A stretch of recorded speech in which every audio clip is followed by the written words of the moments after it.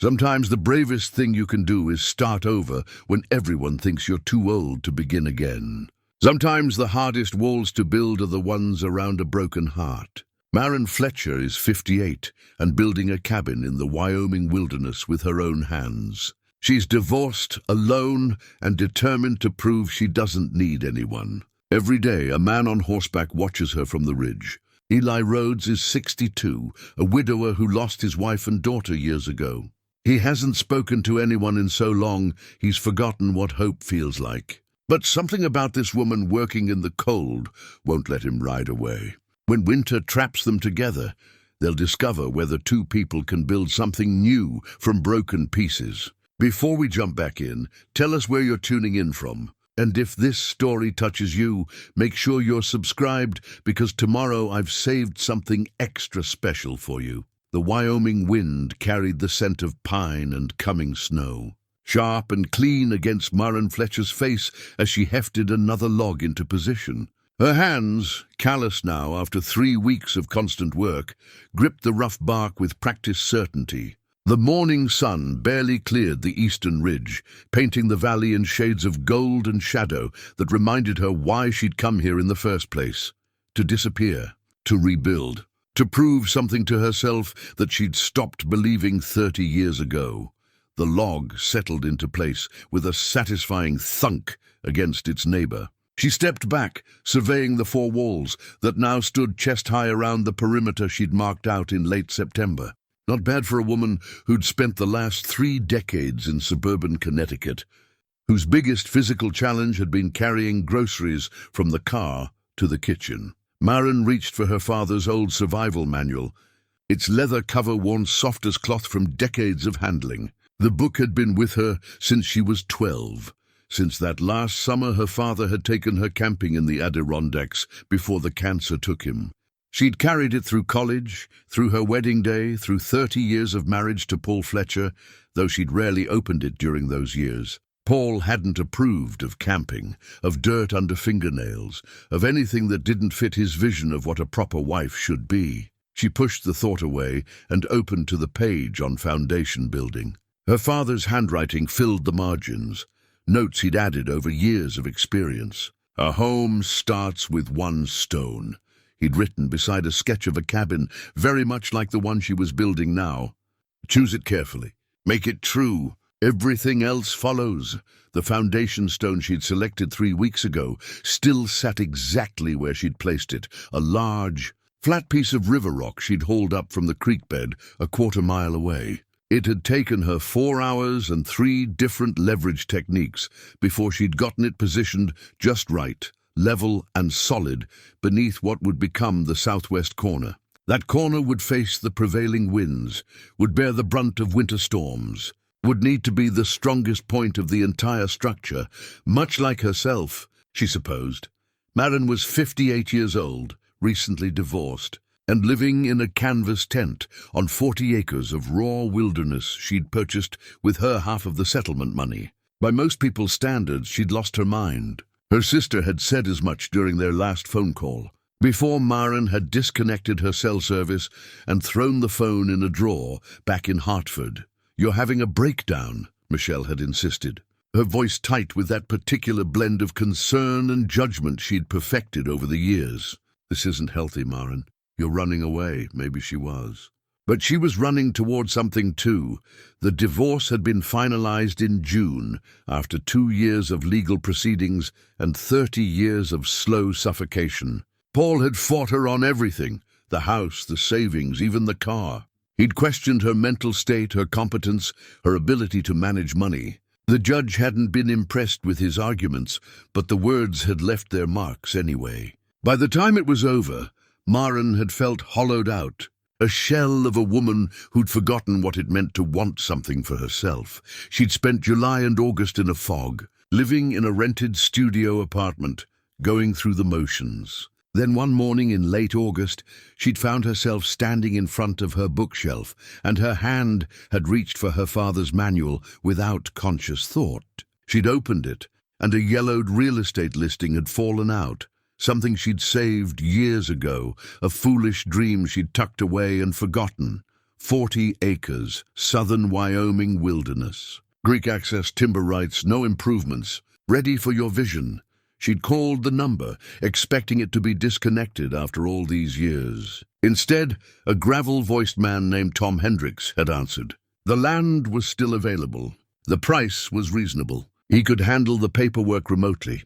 2 weeks later, Maren had packed everything she could fit in her 10-year-old Subaru and driven west. Now, standing in the cold morning air with sawdust in her hair and blisters on her palms, she felt more alive than she had in decades. The work was brutal. She woke before dawn every day, when the stars still sharp overhead and frost coated her tent. She'd start a fire, make coffee in the dented percolator she'd bought at a thrift store, and eat a breakfast of oatmeal or eggs she kept in a cooler. Then as soon as there was enough light to see by, she'd begin, measuring, cutting, hauling, lifting, fitting, adjusting. Her body had screamed in protest for the first week. Muscles she didn't know she had announced themselves with every movement. Her back seized up, her shoulders burned. She'd lie in her sleeping bag at night, every inch of her aching, wondering if maybe Michelle was right. But she'd gotten up the next morning anyway, and the morning after that. By the second week, her body had begun to adapt. The pain dulled to a persistent ache, then to simple tiredness. Her hands grew calloused. Her arms developed definition she'd never had, even in her youth. She learned to read the wood grain, to understand which logs would bear weight and which would split. She learned to trust her measurements, her cuts, her judgment. She learned to trust herself again. The cabin design was simple, a single room, 16 by 20 feet, with a loft space she'd add later if she made it through the winter. The walls would be log construction, chinked with mud and moss. The roof would be timber frame with a metal sheet overlay she'd already purchased and stacked under a tarp. There would be a stone fireplace on the north wall, a small kitchen area, a wooden floor she'd plane and fit herself. It would be hers. Every inch of it. Built with her own hands on her own land, answerable to no one. The sound of hoofbeats made her look up. He was there again, the horseman on the ridge. He appeared every afternoon around this time, had done so for the past 2 weeks. At first, she'd thought he might approach, might introduce himself or ask what she was doing on this remote parcel of land. But he never did. He just sat on his horse, a rangy bay gelding, and watched from a distance of perhaps 200 yards. It should have made her nervous, this silent observation. Should have felt intrusive or threatening. But somehow it didn't. There was something patient in his stillness, something almost sad in the way he sat so straight in the saddle, never moving, never calling out. She'd asked about him at the general store in Coldwater, the tiny town 20 miles down the mountain where she bought supplies every few days. That'd be Eli Rhodes, the store owner Dale had told her. He was a weathered man in his 70s, with kind eyes and careful words. Has a small ranch about 5 miles northeast of your land. Keeps to himself mostly. Mostly? Dale had paused, weighing his words. He's a good man. Had some hard years. Lost his family in a fire about 10 years back. Hasn't been the same since. Doesn't come to town much. Doesn't talk to folks much either. Maren had felt something twist in her chest at that. That's awful. It is. But don't take it personal. If he doesn't say hello, it's not about you. Now, standing beside her half-built cabin, Maren raised one hand in a small wave. The horseman didn't respond. After a moment, she turned back to her work, but she could feel his presence there on the ridge, a silent witness to her daily progress. The afternoon passed in steady labor. She fitted 3 more logs into place, using a combination of rope leverage and careful angling to get them positioned correctly. By the time the sun started its descent behind the western peaks, she'd finished the 4th course on the north wall. Progress. Real, tangible progress. She stood back, hands on her hips, and allowed herself a moment of satisfaction. The walls were taking shape. The structure was sound. In another week, she'd be ready to start on the roof frame, if the weather held. She glanced at the sky. Clear now, but there was a feeling in the air, a weight that suggested change coming. The locals in Coldwater had told her the first serious snow could come any time after mid-October. It was October 12th now. She was racing against time, and she knew it, but she'd always worked better with a deadline. As the light faded, Maren gathered her tools and carried them to the large plastic bins where she stored everything each night to keep them dry. She built up the fire in her camp circle, added water to the pot hanging over it for washing, and pulled out the camp stove to heat her dinner. A simple meal of rice and canned vegetables with some jerky she'd bought in town. While the food cooked, she washed her face and hands in the warm water, careful, with her blistered palms. They were healing, finally, developing the thick skin she'd need to keep working through winter. She changed out of her work clothes, flannel shirt and canvas pants, both stiff with sawdust, and into softer layers for the evening. The temperature was already dropping. By the time she ate her dinner, her breath was visible in the firelight. She settled onto the log she used as a seat, her father's manual open in her lap, and studied the section on fireplace construction. That would be her next major project after the roof. A cabin in Wyoming winter without a working fireplace was just an expensive way to freeze to death. The instructions were detailed, but complex. Stone selection, mortar mixing, flue design, draft calculation. Her father had built 3 fireplaces in his lifetime, had included detailed notes and sketches. She traced his handwriting with one finger, feeling the familiar ache of missing him. He would have loved this, would have been proud of her, would have probably told her she was crazy too, but in the fond way he'd always said such things. Crazy enough to try, smart enough to succeed, had been one of his favorite phrases. She hoped she was proving him right. A sound in the darkness made her look up. The fox was back. She'd first noticed him, or her she wasn't sure, about a week ago. A small red fox with a limp in its left hind leg, probably from an old injury. The fox had started appearing at the edges of her firelight, drawn by the smell of food. Maren had started leaving scraps. The fox had started staying longer. Tonight it sat just beyond the circle of light, eyes reflecting green in the darkness. Maren tossed a piece of jerky in its direction. The fox waited until she looked away, then darted forward to snatch it up. "You and me both," Maren said softly to the creature. Keeping our distance but grateful for the company, the fox sat back on its haunches and watched her. They stayed like that for a while, woman and fox, both alone in the wilderness, both surviving. Eventually the fox melted back into the darkness. Maren banked the fire, made one last check of her tent stakes and guy lines, and crawled into her sleeping bag.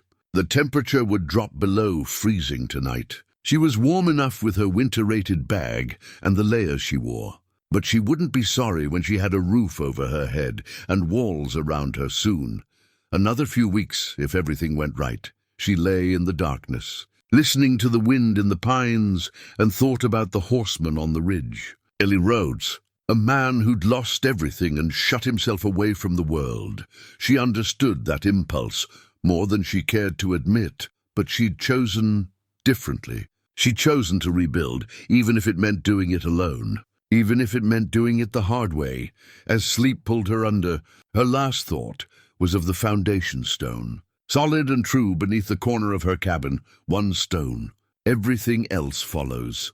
From the ridge, Eli Rhodes watched the woman below work herself to exhaustion and felt something he'd thought died 10 years ago stir in his chest. He shouldn't be here. Knew it every time he saddled Buck and rode this direction, instead of checking his own fence lines or tending to the dozen other tasks that needed doing on his small ranch. But every afternoon, he found himself here anyway, watching this stranger build a cabin with a determination that was either admirable or insane.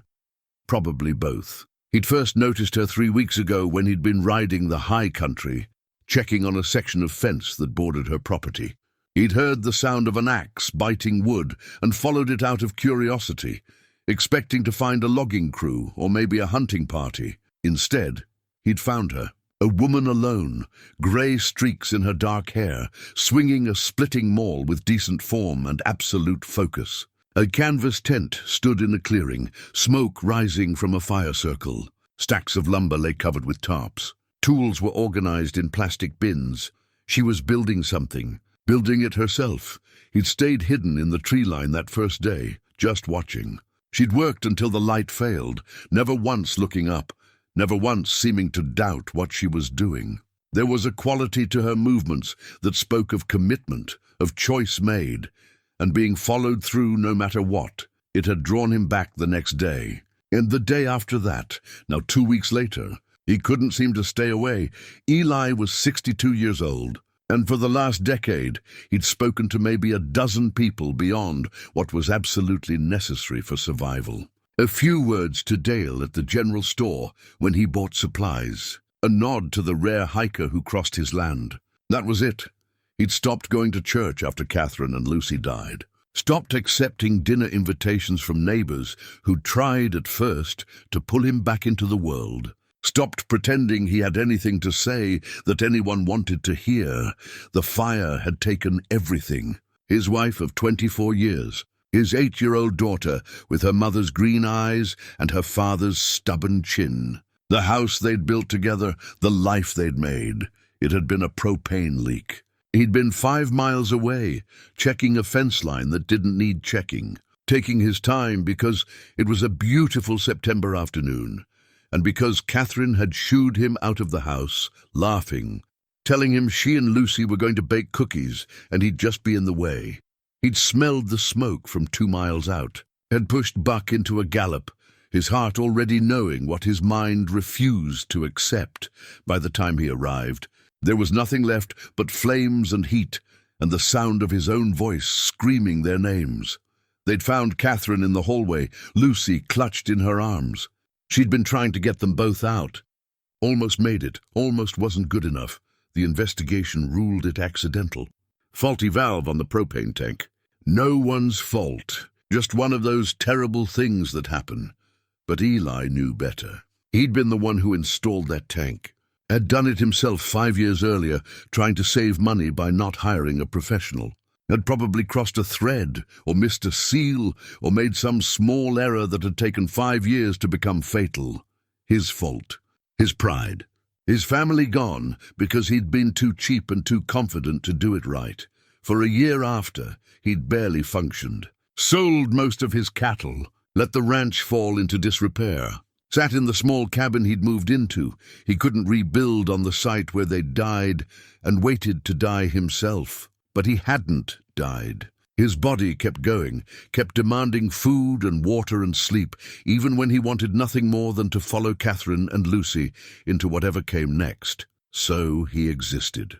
Tended a small herd of cattle, kept himself fed, avoided people, and tried not to think about what he'd lost. The wedding ring Catherine had given him hung on a leather cord around his neck, hidden beneath his shirt. He hadn't been able to wear it on his finger. That felt like pretending she was still alive, still his wife in present tense rather than past. But he couldn't take it off completely either. So he wore it this way, close to his heart. A weight he carried every moment of every day. Now, watching this woman work on her cabin, Eli felt that weight differently. She reminded him of Catherine in some ways, though they looked nothing alike. Catherine had been small and quick and full of laughter. This woman was taller, more solid, and moved with a quiet intensity that suggested pain being worked through rather than joy being expressed. But there was something similar in the determination, in the refusal to quit, in the way she looked at what she was building with satisfaction and fierce ownership. Catherine had been like that with her garden. Had carved beds out of rocky soil and coaxed vegetables to grow at 7,500 feet, where everyone said it was impossible. Had taken pride in every tomato, every ear of corn, every squash that made it to harvest. "I did this," she'd say, hands on her hips, surveying her rows. "Me, with dirt and water and stubbornness." The woman below was saying the same thing with every log she lifted into place. Eli urged Buck forward, down from the ridge to his usual watching spot, a cluster of aspens about 200 yards from the cabin site. Close enough to see, far enough to not intrude. He told himself he was just curious. Told himself he'd ride away any day now and stop this strange vigil, but he kept coming back. Below, the woman was working on something with the north wall. She'd set up some kind of pulley system to help lift the logs. But even with that assistance, the work was brutally hard. He could see the strain in her movements, the way she had to rest between each lift. She was going to hurt herself if she kept pushing this hard. The thought came with surprising force, along with an urge to ride down there, to help, to show her a better way to rig the ropes for more leverage. But he stayed where he was. What would he even say? He hadn't had a real conversation in so long, he wasn't sure he remembered how. His hands tightened on the reins, and Buck shifted beneath him, sensing his tension. "Easy," Eli murmured. The sound of his own voice startled him a little. Days went by where he didn't speak at all, not even to the horse. The woman finished positioning a log and stepped back. She was looking up at something, the wall itself maybe, checking the level. She nodded to herself, then reached for her axe to start trimming the next log to size. That's when Eli saw it happen. The axe head was loose. He could see it even from this distance, the way it wobbled slightly on the handle. She hadn't noticed, was already swinging. The head flew off mid-swing. It missed her by inches, spinning past her shoulder to embed itself in the log pile behind her, with a solid thunk that Eli could hear even from 200 yards. Away, the woman stood frozen, the handle still in her hands, staring at where the axe head had gone. Eli's heart hammered in his chest. Another few inches, just a few inches, and it would have caught her in the skull, and she'd be lying there bleeding in the dirt, with no one around for miles. He realized Buck was moving before he'd consciously decided to do it. The horse picked his way down the slope, responding to some signal from Eli's body that his mind hadn't caught up with yet. The woman heard the hoofbeats and turned. For the first time, Eli was close enough to see her face clearly. Older than he'd thought, probably close to his own age. Grey in her dark hair, lines around her eyes and mouth. Not beautiful in any conventional sense, but striking in a way that had nothing to do with youth or prettiness, and everything to do with character written in flesh. Their eyes met. Hers were brown, he noticed. Dark brown, almost black, and currently wide with surprise but not fear.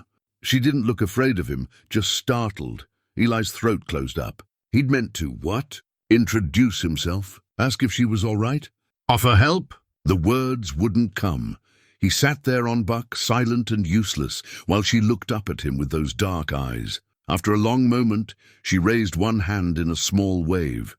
The gesture broke something in him. Not fixed it, breaking, not mending. But it cracked open something that had been sealed shut for 10 years. Eli wheeled Buck around and rode away. He pushed the horse faster than was wise on the rocky terrain, putting distance between himself and the clearing. Between himself and those dark eyes that had looked at him without judgment or pity or any of the things he couldn't bear to see. What was he doing? What was he thinking, riding down there like that? He'd crossed a line. The watching from a distance had been strange but harmless. Getting close, making himself seen, making it personal, that was different. That was dangerous. He made it back to his own small cabin as the sun set, untacked Buck and turned him into the corral with the other horses and the small herd of cattle he kept. His hands shook as he hung the saddle and bridle. Inside, the cabin was cold and dark. He didn't bother lighting more than a single lamp, didn't bother making dinner. He sat in his chair by the empty fireplace. He hadn't lit a fire in 10 years, couldn't bear the sight of flames, and tried to understand what had just happened. He'd panicked when he saw the axe head fly off. That was all. Simple concern for another human being. It didn't mean anything, except he could still see her face. Could still see that wave, casual and friendly, as if a strange man riding up out of nowhere was a perfectly normal occurrence, as if she wasn't afraid of him. Maybe she should be. Maybe he should stay away, stop this ridiculous watching. She'd be gone when winter really hit anyway. One good storm would show her the reality of trying to live up here alone, and she'd pack up and head back to wherever she'd come from.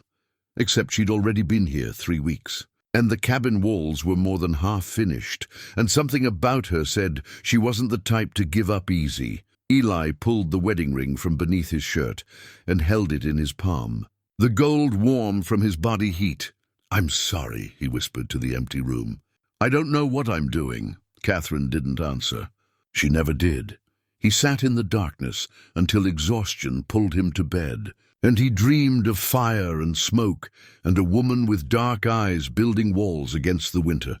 The next morning, Eli woke before dawn with a decision made. He couldn't approach her again, couldn't speak to her. That was too much, too far outside what he was capable of, but he could help. He went to his workshop, the small shed beside the cabin where he kept his tools. He'd been a carpenter before the fire, had made good money doing custom work. Cabinets, furniture, house frames. He'd stopped taking jobs after Catherine and Lucy died, but he'd kept his tools. Kept them sharp and clean, even though he rarely used them anymore. In the back, on a high shelf, he found what he was looking for, a spare axe head he'd purchased years ago and never used. Good steel, properly tempered, made to last.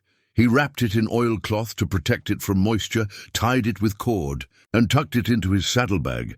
Then he rode out before the sun cleared the horizon. Before he could talk himself out of it, he approached the clearing carefully, making sure the woman wasn't awake yet. Her tent was dark, the fire reduced to cold ash. He rode close enough to see her camp setup, neat and organized. Everything in its place, and spotted where she kept her tools. He dismounted, pulled the wrapped axe head from his bag, and set it on top of the tool bin, where she'd find it first thing. For a moment, he stood there looking at the half-built cabin in the grey pre-dawn light. Good work, solid. She knew what she was doing, even if she didn't have all the right equipment. He remounted and rode away before she woke. Back at his ranch, he went about his morning chores with something that felt almost like purpose. Fed the animals, checked water troughs, repaired a section of fence that had been sagging for months, and tried not to wonder what she'd think when she found his gift. Tried not to care, failed at both. Maren found the axe head at dawn, wrapped in oilcloth and sitting on top of her tool bin like an answered prayer. For a long moment she just stared at it. Then she picked it up, feeling the weight of good steel in her palm, and looked toward the ridge where the horseman usually appeared. He wasn't there. The morning was still and quiet, just her and the wind in the pines. But he'd been here, had come in the darkness, and left this gift. Her first instinct was resistance. She didn't need charity, didn't need help. That was the whole point of this, proving she could manage alone, that she was capable and strong and complete unto herself. But as she unwrapped the oilcloth and examined the axe head, quality steel, properly forged, worth more than she'd paid for the cheap one that had nearly killed her, her resistance softened. This wasn't charity. This was something else. This was one person seeing another person's need and responding to it without words, without conditions, without expecting anything in return. Maren fitted the new head onto her handle. It was a perfect match, better balanced than her original, and tested the weight. Solid, true, reliable. She wouldn't leave a note, wouldn't make a fuss about it. But she'd use it, and she'd remember the kindness. The work that day went easier. The new axe bit clean through logs she needed to trim, saving her time and energy. By afternoon, she'd completed another course on the west wall and started planning her roof frame measurements. When the horseman appeared on the ridge at his usual time, Maren raised her hand in greeting, just as she had the day before.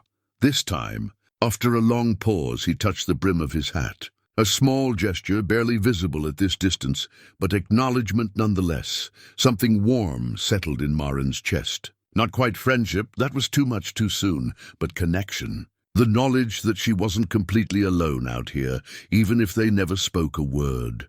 The pattern continued over the next week. The horseman watched from his ridge. Maren worked on her cabin. Neither approached the other, but the silent understanding between them grew. On the third day after the axe head appeared, Maren found a coil of rope, good quality climbing rope, far better than the fraying stuff she'd been using for her pulley system. On the fifth day, a tin of waterproofing compound for wood. On the seventh day, a box of 16-penny nails in the exact size she needed for her roof frame. Each gift arrived in the pre-dawn darkness. Each was exactly what she needed. Each was given without expectation of acknowledgement or thanks.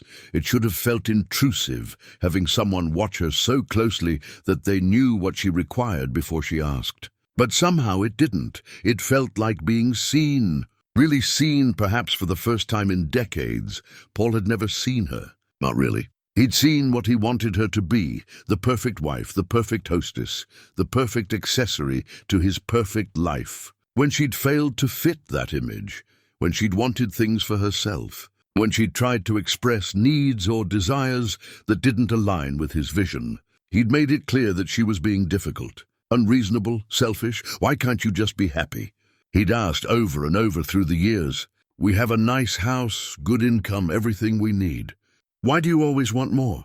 But it hadn't been about wanting more. It had been about wanting differently, about wanting to matter, to contribute, to be something other than decoration in his carefully curated life. The memories surfaced as Maren wrestled a particularly heavy log into position, using the new rope rigged through her improved pulley system. Paul's voice in her head, the dismissive tone he'd perfected over 30 years. You don't know anything about construction, Maren. You'll hurt yourself. Why don't you just hire someone? Even when she'd wanted to plant a garden in their backyard, he'd objected. We have a landscaping service. They keep everything neat. You'll just make a mess. She'd planted it anyway, one small act of defiance. He'd complained for weeks, had accidentally mowed over her tomato seedlings, had made passive-aggressive comments about how the vegetables from the store were cleaner and more convenient. She'd let the garden die after that. Had learned to stop wanting things, stop suggesting things, stop being anything other than what he required. The divorce had been her first real act of rebellion in decades. She'd stopped trying to make it work, stopped pretending, stopped sacrificing herself on the altar of his comfort. Paul had been shocked, then angry, then vindictive.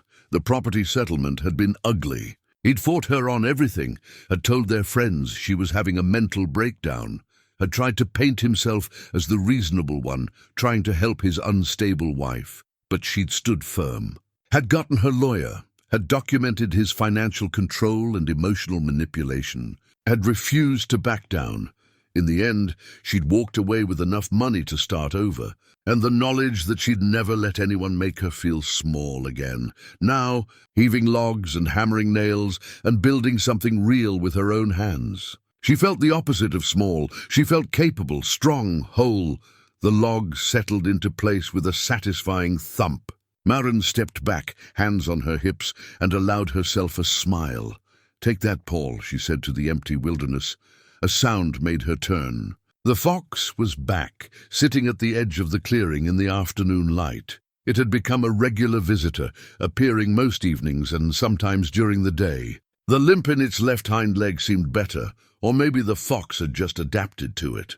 Either way, it moved more easily than when she'd first seen it. "Hello, Red," Maren called softly. She'd named the fox after a week of visits, had started setting aside scraps specifically for it. The fox's ears perked forward at the sound of her voice, but it didn't run. Remarkable progress from the skittish creature who'd first crept into her firelight. Maren pulled a piece of jerky from her pocket and tossed it halfway between them. The fox waited a moment, then trotted forward to snatch it up. Instead of running away immediately, it sat down and ate, watching her with intelligent golden eyes, making friends. The thought startled her. Not her own voice, but the imagined response of someone else. The horseman, maybe, though she had no idea if he'd approve or think she was foolish for feeding wild animals. She glanced toward the ridge. He was there, as always, silhouetted against the afternoon sky. On impulse, she waved him closer. "Come down, talk to me. Let's be more than silent watchers in each other's lives." But he didn't move. After a moment, she turned back to her work. Maybe that was better, safer. She'd come here to be alone, after all. To prove she didn't need anyone. Even if part of her was starting to wonder whether needing and wanting were the same thing. Whether independence meant never accepting help. Whether strength meant never being vulnerable. The sun tracked west and the temperature dropped.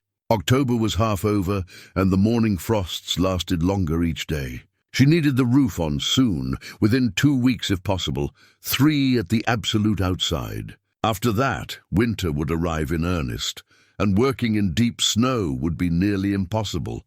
The pressure should have stressed her. Instead, it energized her. She'd always worked better with a deadline, with something concrete to push against. By evening, she completed the west wall to full height and started corner posts for the roof frame. Her body ached in the familiar way it did after a good day's work, tired but satisfied, pushed but not broken. She built up her fire as the sun set, heated water for washing, and prepared her dinner. The routine had become comforting, these simple tasks that marked the transition from work to rest. Red appeared as she ate, sitting just outside the firelight. Maren tossed a few pieces of meat in the fox's direction and watched it eat with quick, efficient bites. "We're both learning to take what's offered, aren't we?" she said quietly. "Both learning to trust a little." The fox's ears flicked at her voice, but it didn't run. Small progress, small victories. As darkness settled fully over the valley, Maren pulled out her father's manual and studied the roof construction section by firelight. The design he'd drawn was solid but complex. Timber framing with proper load distribution, angle calculations for snow load, details about ventilation and water runoff. She traced his handwritten notes with one finger, feeling the familiar pang of loss mixed with gratitude. He'd given her this knowledge, these skills, even if he hadn't lived to see her use them. "I'm doing it, Dad," she whispered to the pages. "Just like you taught me. One step at a time." The wind picked up, cold and sharp from the north. Winter's breath, getting stronger every day. She banked the fire, checked her tent stakes, and crawled into her sleeping bag with her clothes still on for extra warmth. Tomorrow she'd start cutting roof timbers. Another week, and she'd have the frame up. 2 weeks, and she'd have the metal sheeting in place. She could do this.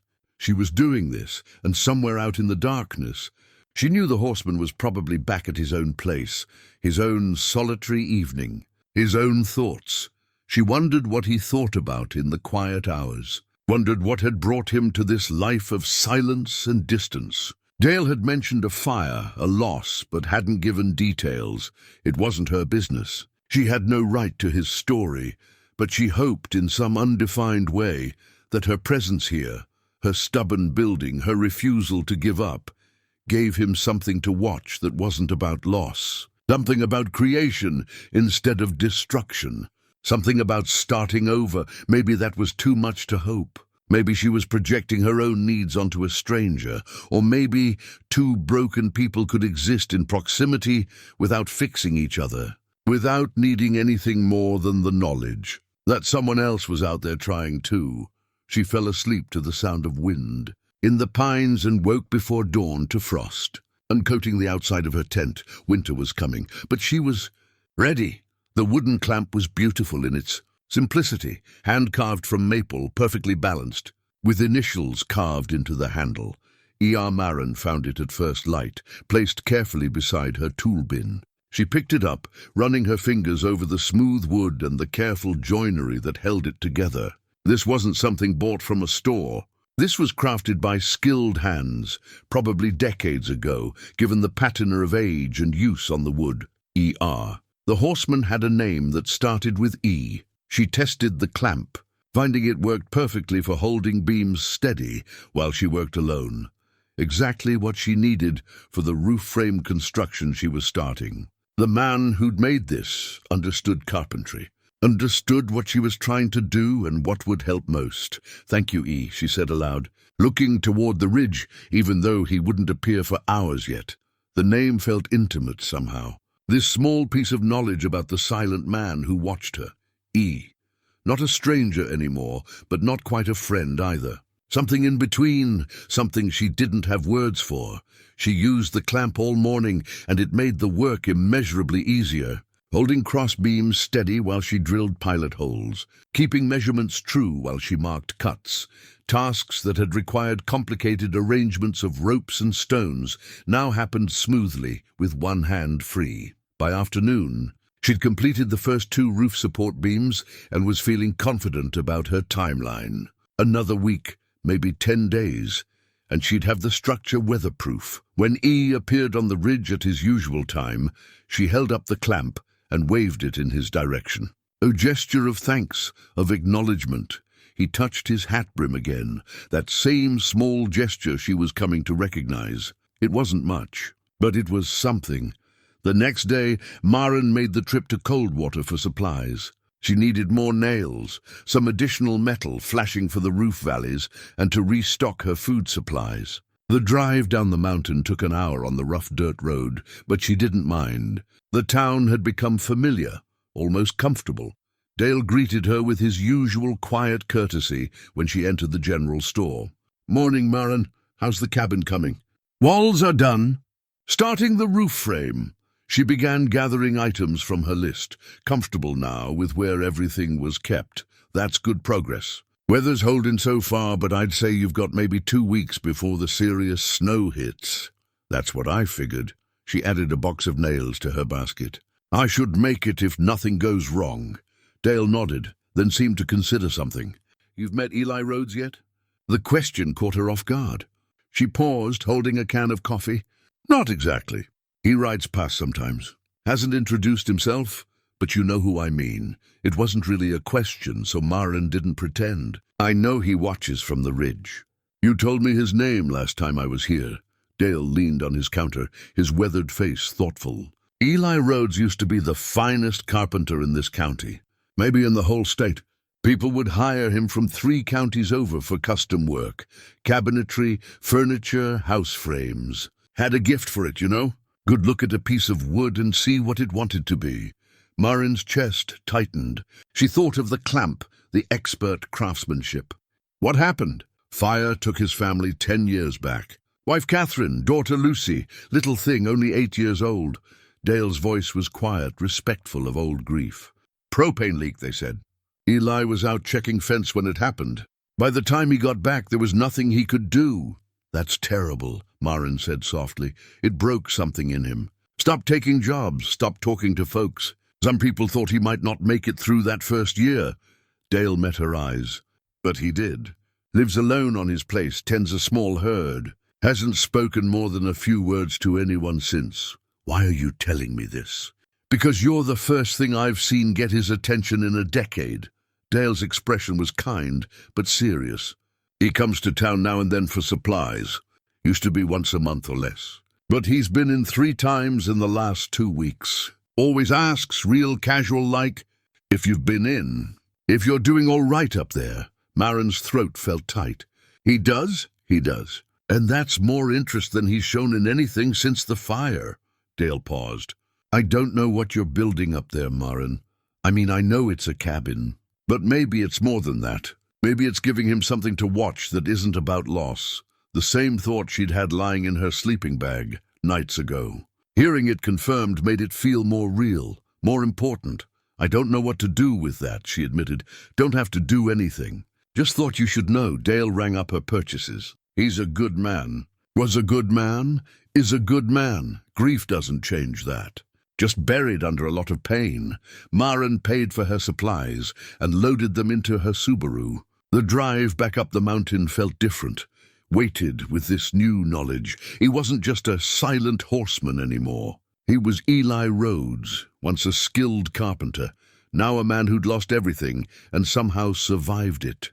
A man who watched her build because maybe, just maybe, it reminded him of what creating something felt like. Back at her site, she unloaded supplies and went back to work. But her mind kept circling back to the conversation with Dale. Eli asked about her, checked if she was all right. That evening, on impulse, she prepared 2 portions of dinner instead of 1. She packed the extra in a small tin container, added a note on a scrap of paper that said simply, "Thank you, E," and left it on the tool bin where he'd left his gifts. She didn't know if he'd take it. Didn't know if accepting something from her would be too much, too far outside whatever boundaries he'd set for himself. But she left it anyway. The next morning, the container was gone. In its place was a tin of coffee, good quality, the kind that would have cost Dale's entire profit margin, and nothing else. No note, no acknowledgement beyond the gift itself, but it was enough. A pattern emerged over the next week. Maren would leave food, never anything elaborate, just simple portions of whatever she made. Eli would take it and leave small gifts in return. More nails. A bottle of wood oil. A whetstone for keeping her tools sharp. They were trading now, she realized. Not just gifts given one direction, but an exchange. Small acknowledgements that they both existed, both needed, both had something to offer. The cabin roof frame went up faster than she'd expected. The clamp made the work manageable, and her body had fully adapted to the physical demands now. She worked with confidence, her measurements true, her cuts clean. On the 8th day after she'd found the clamp, Eli rode closer than usual. Not all the way into the clearing, but to the tree line maybe 100 feet away. Maren looked up from fitting a crossbeam and saw him there, sitting on his horse in the dappled shade. Close enough that she could see details she'd missed from a distance. Grey in his dark hair, deep lines around his eyes. A weathered face that suggested a man in his 60s who'd spent most of his life outdoors. For a long moment, they looked at each other across the distance. Then Eli spoke, his voice rusty from disuse but audible. "Morning, one word. Just one word." But it landed between them with the weight of something significant. Maren's heart did a strange flutter. She kept her voice calm, casual, not making too much of this breakthrough. "Morning." Another pause, this one less awkward than loaded with possibility. "Roof's looking good," Eli said. "Thank you.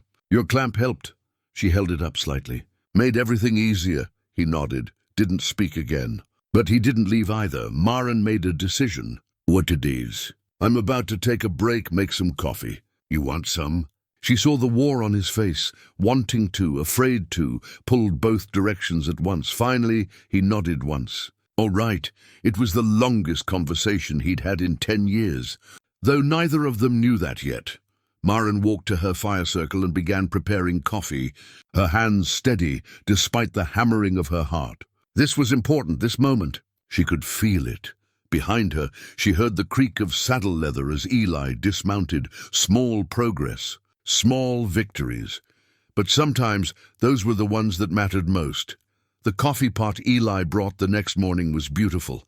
Blue enamel, worn smooth at the handle. Dented on one side, clearly well-loved and well-used over many years. He held it out to Maren as he dismounted, not quite meeting her eyes.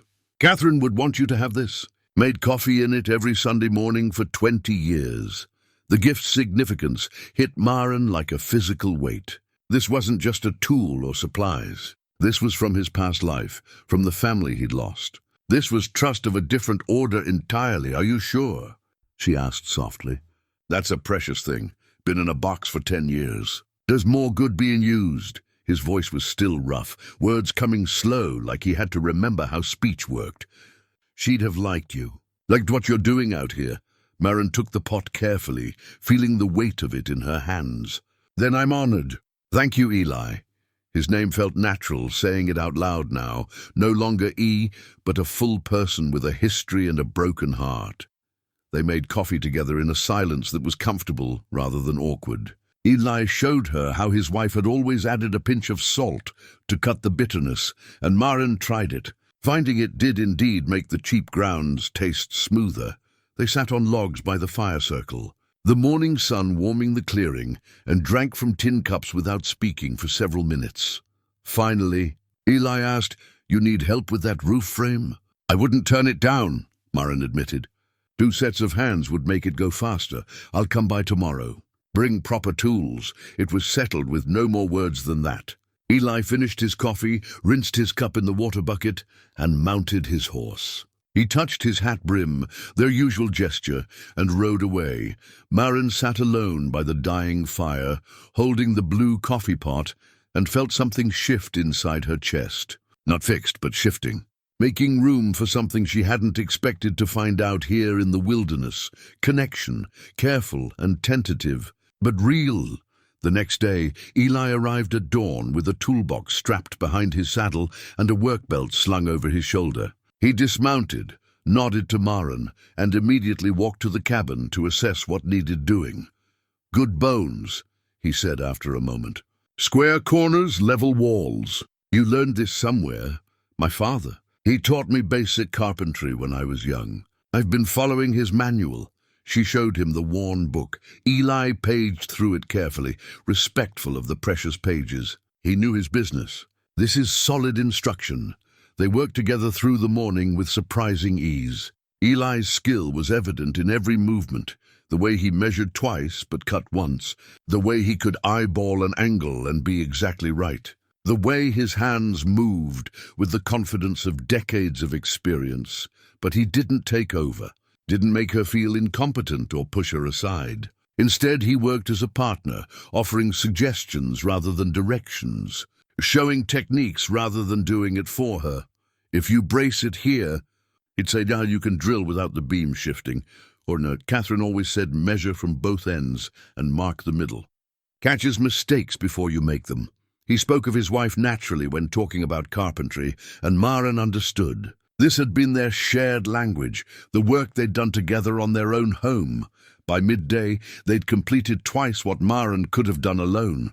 They broke for lunch. She'd made extra stew the night before, anticipating this, and sat in the weak October sun, eating in companionable quiet. "Why here?" Eli asked finally.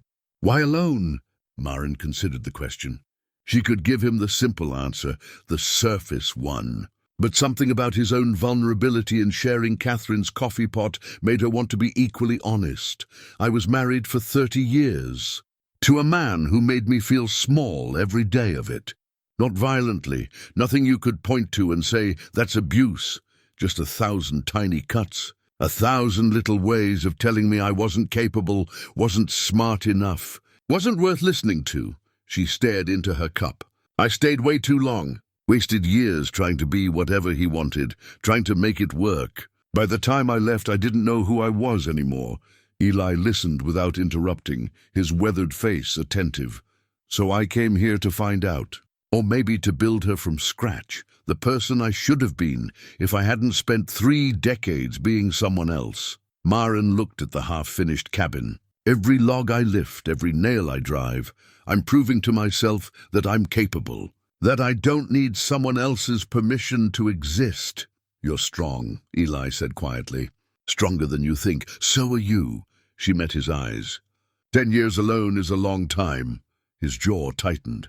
"It's what I deserved. Why?" The question hung between them. Maren half expected him to shut down, to retreat into silence. Instead, after a long moment, he spoke. "I installed the propane tank 5 years before the fire. Did it myself to save money, thought I knew what I was doing." His voice was flat, emotionless, in the way that meant he was holding back an ocean of feeling. "Investigation said the valve was faulty, but I installed it, me, and because of that. Catherine and Lucy burned while I was 5 miles away checking fence lines that didn't need checking." "That's not your fault," Maren said firmly. "How do you figure?" "A faulty valve is manufacturer error. And even if you made a mistake installing it, even if that's true, accidents aren't the same as deserving to lose everything." "That's grief talking, not truth." Eli shook his head. "You don't understand. I understand guilt. I understand carrying something heavy because you think you're supposed to." Maren leaned forward. "I felt guilty for staying in my marriage too long. Guilty for wasting years, for not being brave enough to leave sooner. But guilt isn't the same as truth. Sometimes we carry things that aren't ours to carry." They sat with that for a while, both staring at the fire, both wrestling with their own demons. Finally, Eli stood. "We should finish that frame before the light goes." It wasn't agreement with what she'd said, but it wasn't argument either. It was acknowledgement that she'd been heard. They worked through the afternoon, their coordination improving with each task. Eli showed her how to notch joints for better load distribution, how to sister beams for extra support, techniques from decades of professional carpentry, and he talked more than he had in years, not personal revelations, but small stories about jobs he'd done, mistakes he'd learned from. The satisfaction of creating something that would outlast you. Maren absorbed it all, the knowledge and the trust it represented. He was teaching her, but also letting her into a part of himself he'd locked away. By evening, the main roof frame was complete. It stood strong and true over the cabin walls, ready for the metal sheeting that would make it weatherproof. Eli stepped back, hands on his hips, and studied their work. "That'll hold through anything. We make a good team," Maren said. He glanced at her, something warming in his eyes. Yeah, we do. Before he left, he paused beside his horse. I'll come back tomorrow, if that's all right. More than all right. I'd like that. He nodded, mounted, and rode toward the setting sun. Maren watched him go and realized something had changed. They'd crossed from strangers to something more, not quite friends yet, but heading that direction, two broken people, building something together. Maybe that was how healing worked. Over the next week, a pattern emerged that felt almost like normal life. Eli arrived each morning at dawn. They worked together on the cabin until afternoon, broke for lunch, then worked until the light failed. They spoke more each day, the conversation coming easier as Eli remembered how to do this, how to be with another person, how to exist in connection rather than isolation. The cabin transformed under their combined effort. Metal sheeting went up on the roof, secured with the precision of Eli's experience and Maren's careful attention to detail. The chimney began to take shape, stone by stone, with Eli showing her the techniques his own father had taught him decades ago. The key is choosing the right stones, he explained, turning over pieces they'd gathered from the creek bed. Flat surfaces that fit together with minimal gaps. And you always want to slope the mortar away from the center so water runs off instead of pooling. They worked side by side, their hands moving in rhythm, passing stones and tools with the ease of people who'd worked together for years rather than days. Maren told him about her life before. Not just the marriage, but the parts that had been good too. Her father's teachings, her love of the outdoors, the woman she'd been before she'd learned to make herself smaller. Eli listened, asked questions, saw her as whole rather than broken, and he began, slowly, to share his own history beyond the fire. Catherine's garden, how she'd stubbornly grown tomatoes at altitude when everyone said it was impossible. Lucy's laughter, the way she'd followed him everywhere, calling him her best builder, Sunday mornings with coffee and pancakes. The ordinary moments that had made up a life. She was 8 when it happened. Eli said one evening as they sat by the fire, just 8 years old, had her whole life ahead of her. His voice cracked on the last word. Maren reached over and took his hand, saying nothing because there were no words adequate to such loss. They sat like that in the firelight, hands clasped, while the wind moved through the pines above them. Red appeared at the edge of the clearing. The fox, bolder now with Eli's presence regular. It sat and watched them, golden eyes reflecting the flames. Catherine loved foxes, Eli said quietly. Used to put out food for them even though everyone said she shouldn't, said they were survivors. And survivors deserved respect. She sounds like she was a remarkable woman. She was.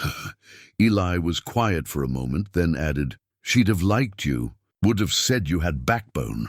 I'd have liked to know her. They watched the fire burn lower, neither moving to break the contact between them. It wasn't romantic exactly, not yet, but it was intimate in a way that went deeper than romance. It was two people recognizing each other's wounds and choosing to stay anyway. Finally, as full dark settled over the valley, Eli pulled something from his jacket pocket. A small wooden horse, delicately carved, worn smooth from handling. I made this for Lucy when she was 6, he said, holding it in his palm. Spent weeks on it, wanted it perfect. She carried it everywhere for 2 years. It was in my workshop when the fire happened. I'd taken it to repair a broken leg. He turned it over in his hands, and Maren could see his eyes were wet. I've carried it every day since. Kept it like a talisman, like if I held onto it hard enough I could keep some piece of them with me. His voice was raw now, the emotion he'd been holding back for 10 years breaking through. But the truth is they're gone. No amount of holding on brings them back. No, Maren agreed softly. But holding on isn't wrong either. They were yours to love. Still are. I keep thinking I should have been there. Should have smelled the gas. Should have noticed something wrong that morning. Should have saved them.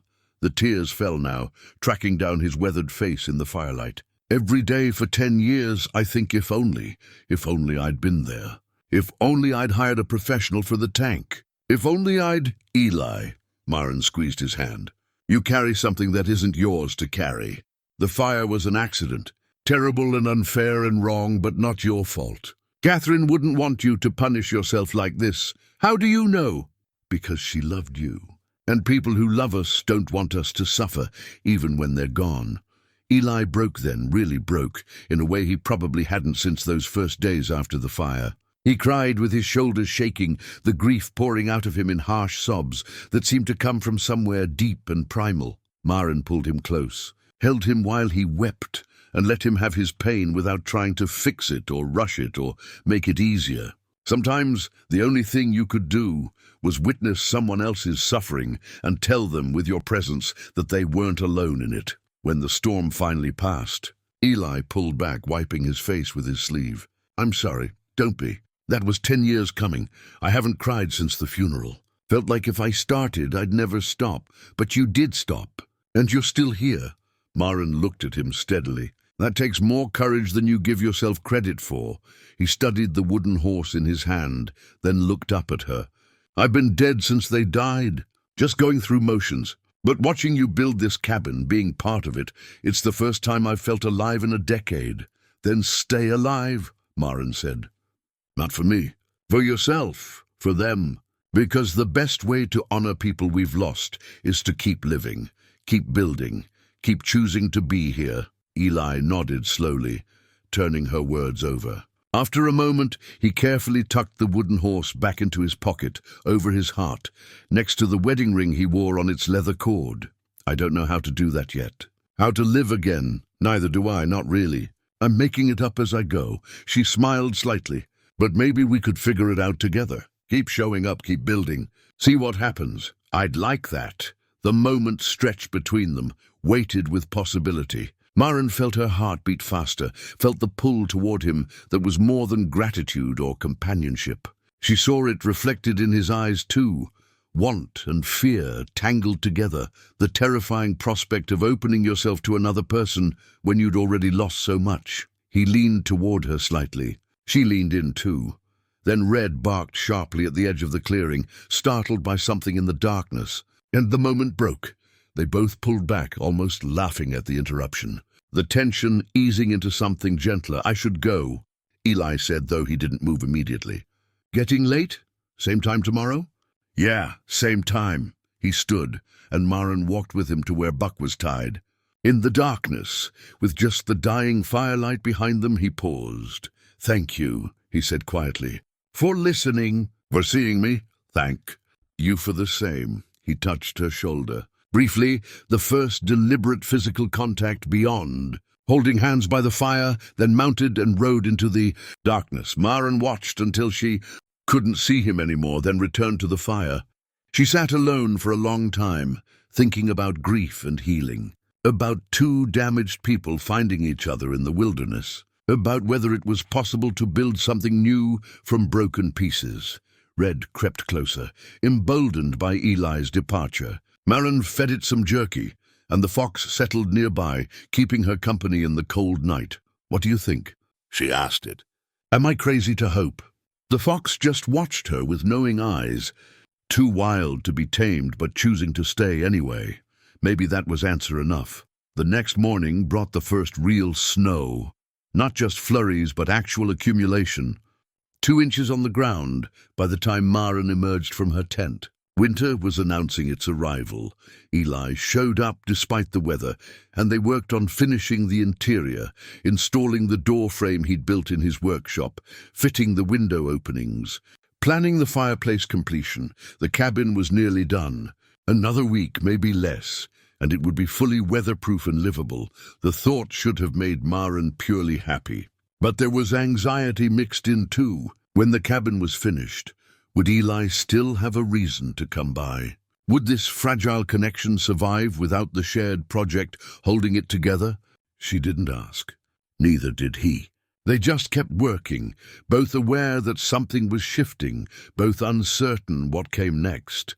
But for now, there was the cabin to finish, the fire to build, the coffee to share in Catherine's blue pot. For now, that was enough. The truck appeared on a grey mid-November afternoon when the cabin was just days from completion.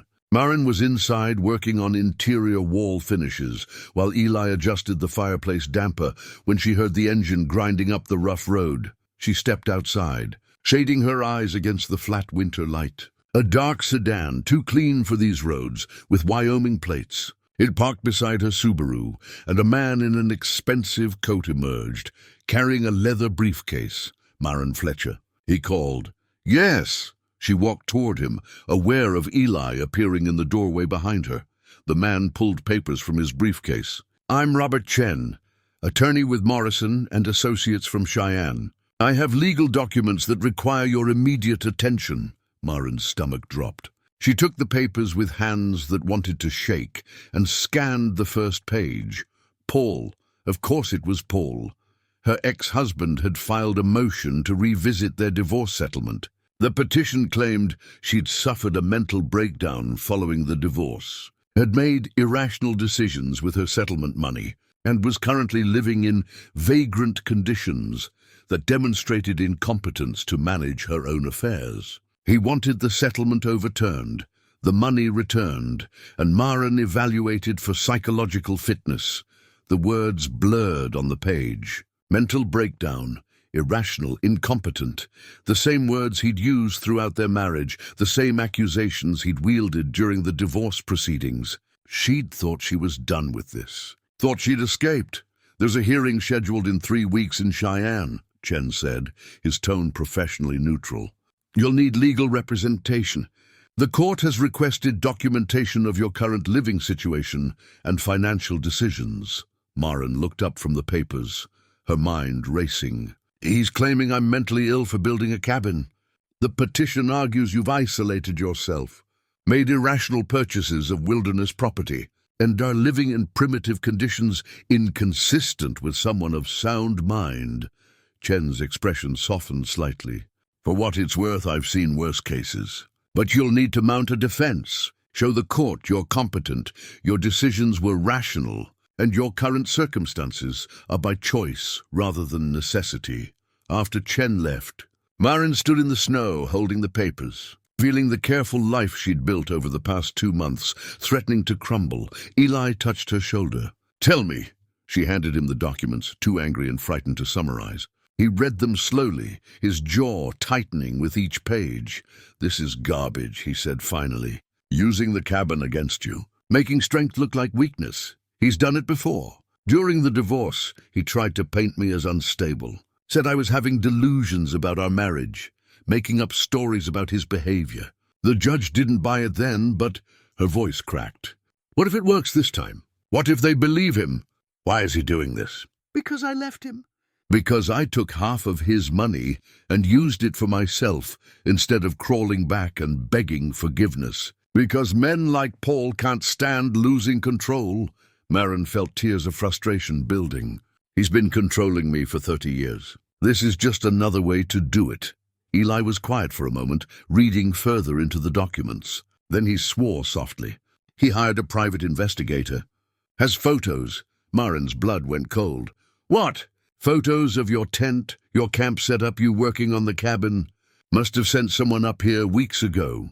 He showed her the evidence page, grainy surveillance photos that made her modest camp look squalid, that framed her cabin as a desperate shanty rather than a skilled building project. The violation of it hit her like a punch. Someone had been watching her, documenting her, preparing ammunition for Paul's legal attack. Her sanctuary, her escape, her proof of capability, all twisted into evidence of incompetence. "I can't go back to that life," she said, her voice shaking. "I can't. I'd rather lose everything than..." "You won't lose." Eli's voice was firm. "We'll fight this. Document everything properly. Get testimonials about your competence. Show them exactly what you've accomplished here. How? These photos make it look like I'm homeless. And legally, I guess I am. I don't have a permanent address, no utility bills, no conventional proof of stable living. On paper, it probably does look like I've lost my mind." She laughed bitterly. "Maybe Paul's right. Maybe a sane person wouldn't have done this. A sane person does what they need to do to survive and heal. That's exactly what you did." Eli took her shoulders, made her look at him. "You're one of the strongest people I've ever met. You took your life back. That's not crazy, that's brave. But how do I prove that to a court? I don't have witnesses, don't have..." She stopped, understanding hitting her. "Except you." The color drained from Eli's face. "You've been here almost every day for weeks," Maren continued, hope and desperation mixing. "You've seen the work, the planning, the skill. You could testify that I'm competent, that this was a rational choice. Maren, I know it's asking a lot. I know you don't like being around people, don't like—" "It's not that." Eli's hands dropped from her shoulders. He turned away, shoulders tight with tension. "I haven't been in a courtroom since the fire. Since the investigation, since they asked me questions about the propane tank, and I had to sit there and explain how I'd killed my family through my own arrogance. Eli, that's not— I can't!" His voice was raw. "I can't sit in front of strangers and have them look at me and judge me. Can't speak in front of crowds. The last time I tried, at the funeral, I couldn't even say their names without breaking down. What good would that do you? A witness who can't even speak?" Maren felt her hope crumbling. "I understand, I do. I won't ask you to do something you can't. I want to help. God, I want to." He turned back to her, anguish written across his face. "But I've spent 10 years avoiding people, avoiding situations exactly like this. The thought of walking into that courthouse, having all those eyes on me, I can't breathe just thinking about it." They stood in the snow, both understanding the impossible position they were in. The case against Maren hinged on her isolation, her lack of conventional support systems. Eli's testimony could change everything, a respected former carpenter vouching for her skill and competence, proof that she had community even in her chosen isolation. But asking him to face his worst fears, to walk back into the world he'd been hiding from for a decade, wasn't fair either. "I'll figure something else out," Maren said finally. "Dale from the store can testify. He's seen me buying supplies rationally, making appropriate decisions. That's not enough." "You know it's not." Eli's hands clenched into fists at his sides. "They'll say he's just a shopkeeper, doesn't really know you. They'll twist it. Then I'll lose." Maren felt tears coming and blinked them back angrily. "I'll lose the settlement money, probably have to sell this land to pay Paul back, and he'll have won again. He'll have proven that I can't exist without him, that my choices were foolish, that I'm not capable of managing my own life." "No," Eli's voice was fierce. "He won't win. I won't let him, but you just said—" "I know what I said." He ran his hands through his hair, agitated.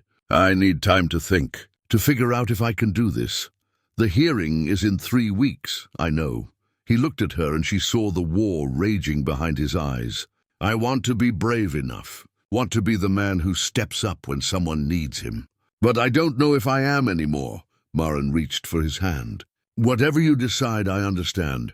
You don't owe me this. You've already given me more than I had any right to expect." He squeezed her hand, but didn't answer. After a moment, he pulled away and walked to where Buck was tied. "I need to go. Need to think. Eli, I'll be back tomorrow. I promise. I need to process this alone." He mounted and rode away without looking back, leaving Maren standing in the snow with legal papers in her hands and her carefully rebuilt life threatening to collapse around her. That night, alone by her fire, Maren read through all the documents Chen had left. The case Paul was building was methodical and cruel. He'd documented every unconventional choice she'd made. The quick land purchase, the tent living, the lack of employment, the abandonment of normal society. He'd found her sister Michelle and gotten a statement describing Maren's erratic behavior after the divorce. He'd contacted their former neighbors, who described her as withdrawn and uncommunicative in the months before she left. Every truth was twisted, every choice pathologized. The land purchase became impulsive rather than carefully considered. The cabin building became desperate rather than skilled. Her solitude became isolation rather than healing, and without witnesses to contradict his narrative, without proof of community and support, the case looked damning. Maren thought about packing up, leaving before the hearing, just disappearing into some other corner of the country where Paul couldn't find her, but that would be running again. That would be proving him right, that she couldn't function in the real world, couldn't face consequences, couldn't stand up for herself. She'd come here to prove she was strong. That meant fighting, even when the odds were against her. Red appeared at the edge of the firelight, and Maren tossed it some jerky. The fox had healed completely now, the limp gone, moving with the easy grace of a wild thing fully recovered. "You're ready to go back to your life," Maren said to it. "Back to being completely wild. I should probably stop feeding you, let you be what you're meant to be." The fox watched her with intelligent eyes, accepting the food but keeping its distance. Not tame, never tame, but choosing proximity on its own terms. Maren understood that now. Real connection wasn't about taming or controlling. It was about two beings choosing to exist near each other, maintaining their essential selves, but finding comfort in presence. She'd thought that's what she and Eli were building. But maybe she'd been wrong. Maybe he couldn't choose proximity when it cost him too much. She couldn't blame him. 10 years of grief and guilt and self-imposed isolation, that wasn't something you overcame in a few weeks just because someone needed you to. But God, it hurt anyway. The next morning Eli didn't come. Maren worked on the cabin alone, finishing the interior details with mechanical precision. The work didn't bring the usual satisfaction. Everything felt hollow now, temporary, likely to be taken away. By afternoon, she'd convinced herself Eli wasn't coming back at all, that the legal papers and what they demanded had scared him off permanently. Then she heard hoofbeats. He rode into the clearing slowly, and she could see the exhaustion in every line of his body. He'd spent the night wrestling with demons. That much was obvious. He dismounted and walked to where she stood by the cabin door. "I'll testify," he said without preamble. "I'll go to Cheyenne, stand up in that courtroom, and tell them exactly what I've seen. That you are competent and skilled and stronger than most people half your age. That this cabin is proof of capability, not instability." Relief flooded through Maren so powerfully, her knees went weak. "Eli, I'm terrified," he continued.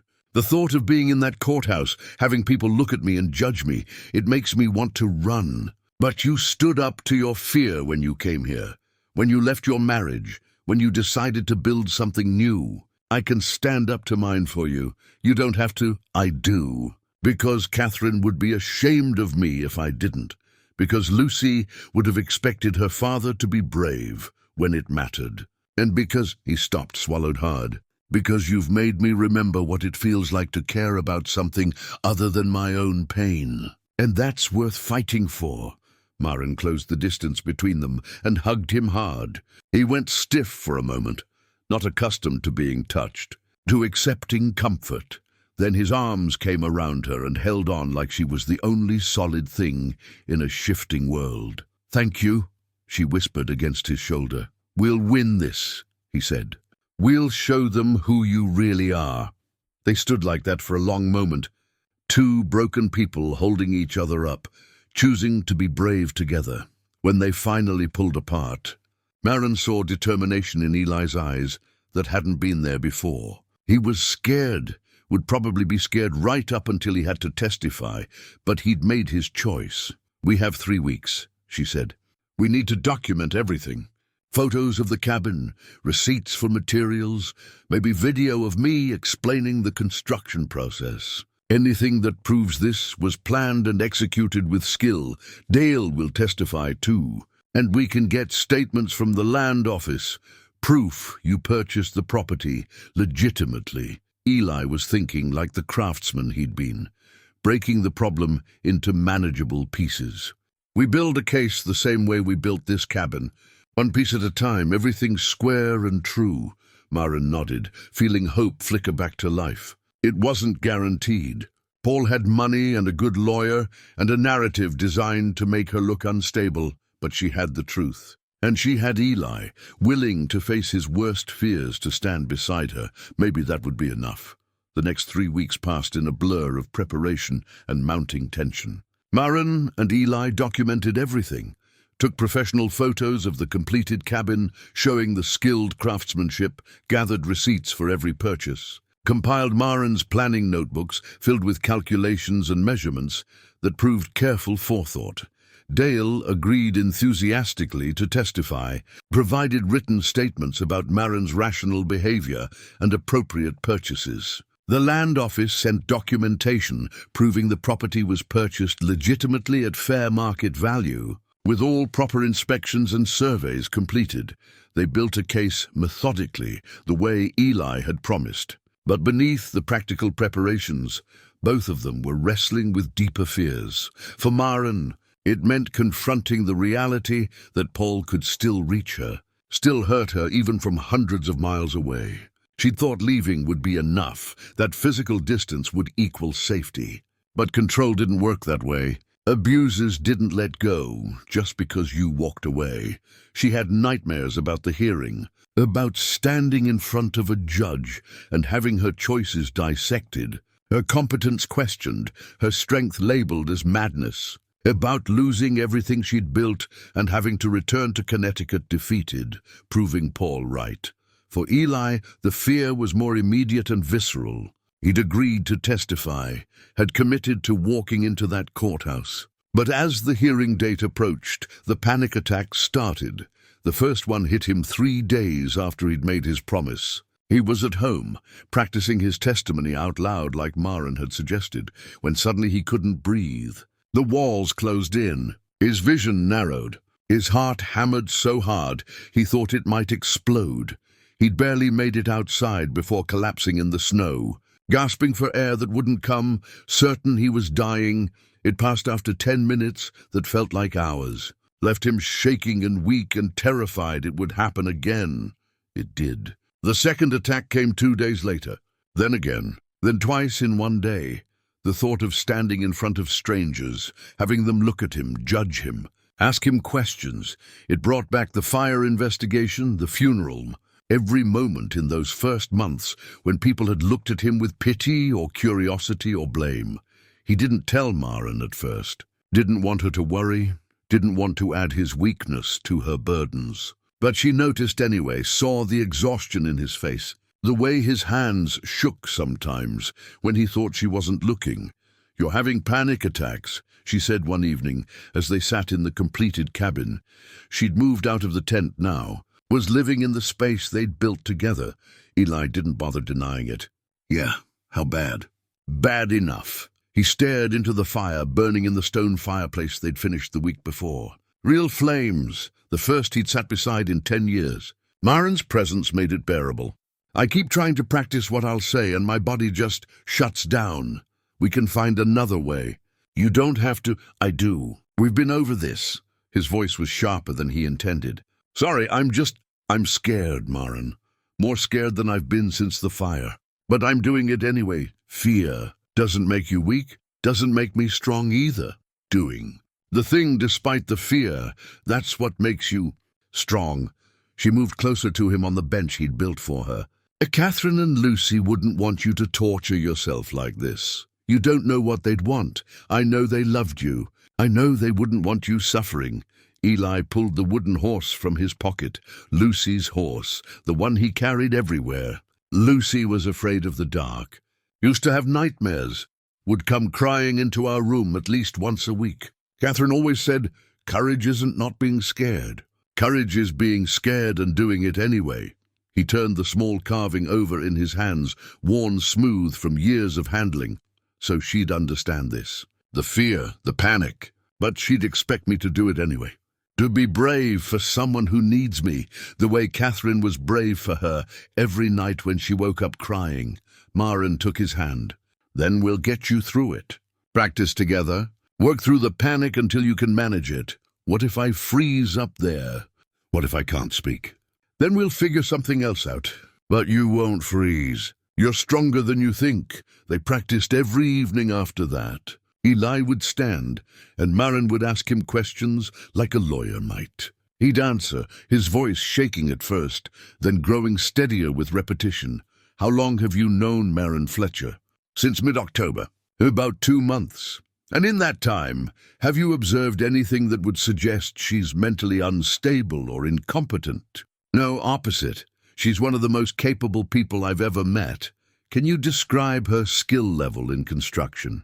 "Better than most professionals I've worked with. She learns fast, measures twice, doesn't cut corners. Built that cabin with skill and care. over and over, until the words became automatic, until his body began to trust that he could do this without falling apart. But the panic attacks continued. They came at random times, while he was feeding his cattle, while he was riding over to Maren's place, in the middle of the night, when he woke from dreams of fire and courtrooms and failure. 1 week before the hearing, Maren brought something to the cabin when Eli arrived. A photo album, worn leather with gold embossing on the cover. "I want to show you something," she said. She opened it to reveal photos from her marriage. Her and Paul on their wedding day, both young and smiling. Pictures from vacations, holidays, family gatherings. A chronological record of 30 years. But as she paged through, Eli noticed something. In the early photos, Maren was vibrant, animated, taking up space. As the years progressed, she seemed to shrink. Her smiles became smaller, more forced. She stood further from Paul in group shots. By the last few pages, she looked almost like a ghost, present but not really there. "This is what he did to me," Maren said quietly. "Year by year, choice by choice, made me smaller until I almost disappeared completely. That's why I came here, why I built this cabin. To prove to myself that I still existed, that I could take up space again." She turned to the last page, where she'd added a new photo, one Dale had taken of her standing in front of the completed cabin, hands on her hips, grinning with pride and sawdust in her hair. "That's who I really am. The woman I was before Paul, the woman I'm becoming again. And I need you to help me show them that."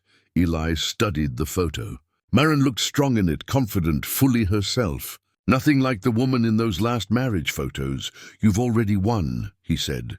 "No matter what happens in that courtroom, you've already gotten yourself back. Maybe, but I don't want Paul to take what I've built. Don't want him to win even one more time."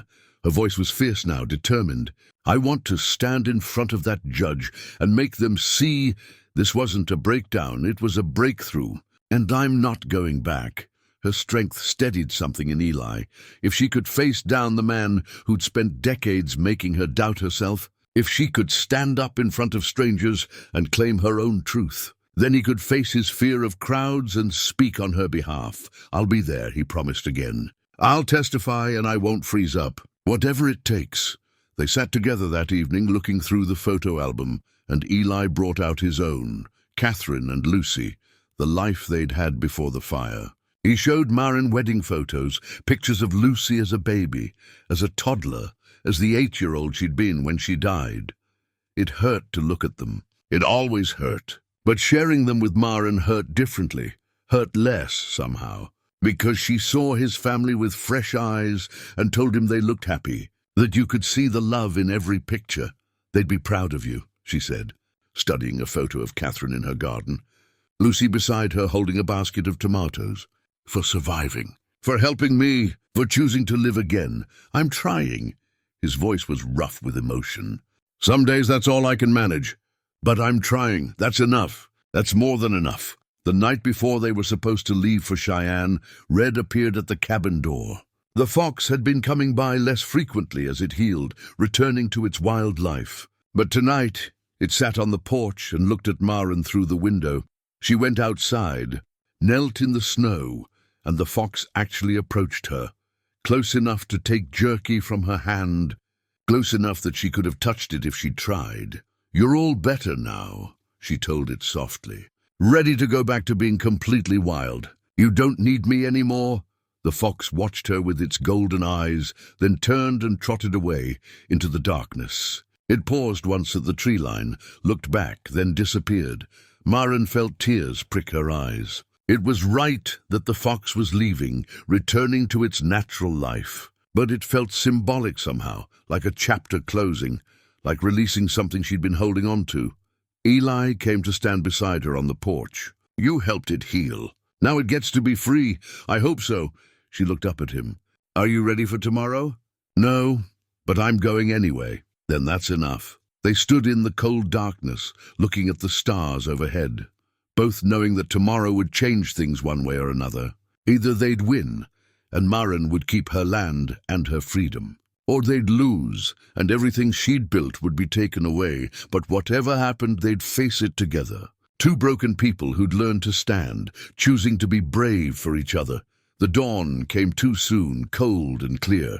They loaded supplies into Maren's Subaru, clothes, documents, the photo album, everything they'd need for the hearing and the 2 days it would take to get to Cheyenne and back. Sly locked up his ranch, made arrangements for his neighbor to check on his animals. Maren took one last look at her cabin, the home she'd built with her own hands, and tried not to think about the possibility of losing it. Then they drove down the mountain, toward the highway, toward Cheyenne, toward a confrontation that would determine whether Maren's act of independence was validated or pathologized. Eli was quiet for most of the drive, his hands clenched in his lap, clearly fighting waves of anxiety. Maren talked when he seemed to need distraction, left him to his thoughts when he needed silence. They stopped overnight in a small motel halfway there. Separate rooms, though Eli looked like he wanted to ask her to stay with him, to not be alone with his fear, but he didn't ask, and she didn't offer. Some battles you had to fight alone, even when you weren't really alone. The next morning, they drove the remaining distance to Cheyenne. The city felt overwhelming after months in the wilderness. Too many cars, too many people, too much noise and movement and chaos. For Eli, it was worse. Maren could see him starting to shut down, his breathing getting shallow, his face going pale. "Look at me," she said firmly as they parked near the courthouse. "Breathe! You can do this. There are so many people, I know. But you only have to talk to one, the judge. Everyone else is just background noise." He nodded, but she could see the panic building. "Eli, remember why we're here. Remember what's at stake." That focused him. He took a deep breath, then another, then looked at her with determination, fighting through the fear. "Okay, let's go win this." They walked toward the courthouse together, ready to face whatever came next. The courthouse was exactly as imposing as Eli had feared. Marble floors, high ceilings, the weight of legal authority pressing down from every direction. People moved through the halls with purpose, lawyers in expensive suits, clerks carrying files, the machinery of justice grinding forward. Maren felt it too, the intimidation factor. This was Paul's world. Formal institutions, proper procedures, the kind of environment where he'd always excelled while making her feel small. Their attorney met them in the hallway outside the courtroom. Sarah Bennett was in her 40s, sharp-eyed and direct, working pro bono through a women's advocacy group. She'd reviewed their evidence, had seemed cautiously optimistic, but her expression now was grave. Paul's lawyer filed additional evidence this morning. Security footage from the general store in Coldwater showing you buying supplies. "What's wrong with that?" Maren asked. "Nothing, except they've edited it to emphasize unusual purchases. Tarps, rope, large quantities of canned goods. They're framing it as survivalist hoarding rather than reasonable preparation for wilderness living." Sarah's mouth tightened. "They're good. Everything they present has a kernel of truth, but twisted to support their narrative. Can we counter it? With our evidence, yes, but it'll be close. The judge will want to hear from you directly. Assess your mental state." And she looked at Eli. "Your testimony will be critical. You're the only person who can speak to her day-to-day competence over an extended period." Eli's jaw tightened, but he nodded. Maren reached for his hand and squeezed it. Inside the courtroom, Maren saw Paul for the first time in 6 months. He looked exactly the same, perfectly groomed, expensive suit, the expression of concerned righteousness he'd perfected over the years. When their eyes met, he had the audacity to look sad, like he was doing this for her own good. The rage that flooded through Maren was clarifying. She remembered every dismissal, every subtle put-down, every way he'd made her question herself. This man had stolen decades of her life. She wouldn't let him steal what she'd built from the ruins. The hearing began with Paul's attorney presenting their case. He was smooth, persuasive, painting a picture of a woman who'd had a psychological break following her divorce and made increasingly irrational choices. Mrs. Fletcher liquidated her settlement immediately, purchasing raw wilderness land with no improvements, no utilities, no infrastructure. She's been living in a tent in October and November in Wyoming, where temperatures regularly drop below freezing. She has no employment, no permanent address, no traditional support systems. He showed the surveillance photos, Maren's tent, her camp setup. Images carefully selected to look desperate rather than capable. This isn't independence. This is a woman in crisis, making dangerous choices that suggest she's unable to manage her own affairs. Mr. Fletcher isn't trying to punish his ex-wife. He's trying to protect her from herself. Maren's hands clenched in her lap. The way he twisted everything made her want to scream. Paul testified next, his voice heavy with false concern. I'm worried about her. Maren was always fragile emotionally, and the divorce was hard on her. When I heard she'd gone into the wilderness alone, I tried to reach out, but she'd cut off all contact. I just want to make sure she's safe, that she's getting the help she needs. It was masterfully done. He sounded reasonable, caring, like a concerned ex-husband rather than a controlling abuser. Then it was their turn. Sarah called Dale first. He testified about Maren's regular visits to his store, her rational purchasing decisions, her friendly demeanor and clear communication. She knew exactly what she needed, was building that cabin with a plan. Reminded me of folks who homesteaded out here decades ago. Practical, capable, determined. Paul's attorney cross-examined, trying to suggest that Dale couldn't really assess mental health from brief store interactions. Dale held firm, but Maren could see it wasn't quite enough. Then Sarah called Maren. Walking to the stand felt like walking through deep water, every step difficult. But Maren kept her head high, met the judge's eyes, and swore to tell the truth. Sarah's questions were straightforward. Why had she purchased the land? Why live in primitive conditions? What was her plan? Maren answered honestly. I was married for 30 years to a man who made me feel incompetent, who dismissed my capabilities, controlled my choices, made me doubt myself. The divorce gave me the financial means to start over, and I chose to do it in a way that would prove to myself more than anyone that I was capable and strong. Why a cabin in the wilderness? Because it's mine.